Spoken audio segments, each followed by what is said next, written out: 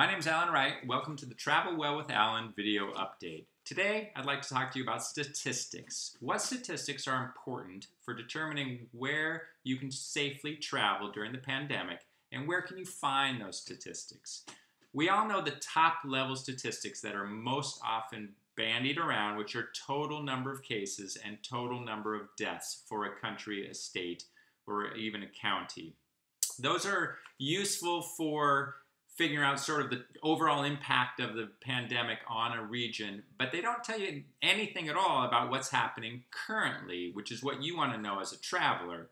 So a better statistic would be current cases or even current deaths.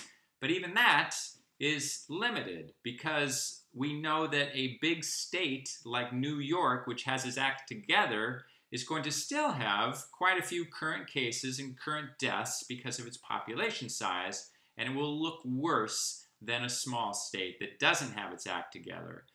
So a better statistic than that would be current cases by population.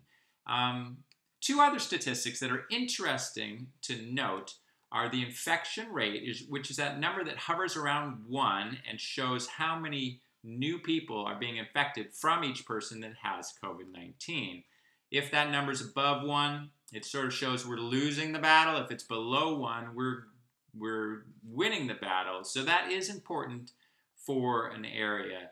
Another one is the percent positive testing. The point of that statistic is to tell you how adequate the testing is, and that's critical for knowing whether a local jurisdiction, a government, has their act together. If they don't have adequate testing and it's revealed by a high percent rate, then they probably are not doing a good job controlling things. But in the end, we like to look at current infection cases by population to determine where it seems to be safer to be traveling.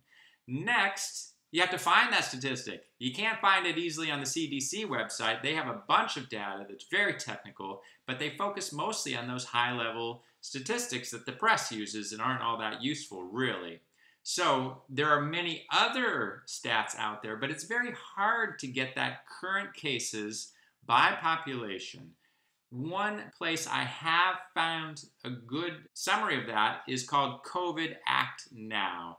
That's an independent site. They take 5 different statistics and they combine them together to create a 4-level risk assessment of countries, states, and counties. You can drill down and get that data for your individual county or a county that you're hoping to travel to. Even that site, of course, has its limitations. It does not have full data for all counties, and the data it gets is, of course, dependent on the quality of whatever's being put out by that local jurisdiction. However, it's incumbent on you, potential traveler, to know what's going on in the locations that you're interested to travel to, and this is a pretty good site that I can recommend.